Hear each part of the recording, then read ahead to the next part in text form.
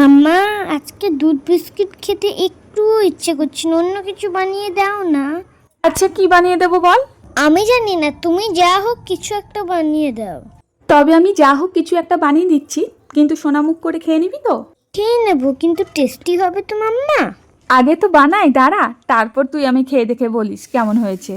কিন্তু আমি 4টে বিস্কুট দুধ দিয়ে খাই, তো তুমি এতগুলো বিস্কুটের মধ্যে দুধ দিয়ে কি করছো? হ্যাঁ, তুই 4টে বিস্কিট আর দুধ খাস, কিন্তু আমি যেটা বানাচ্ছি সেটা তো আর 4টে বিস্কিট দিয়ে হবে না, তাই জন্য এতগুলো বিস্কুট নিয়েছি।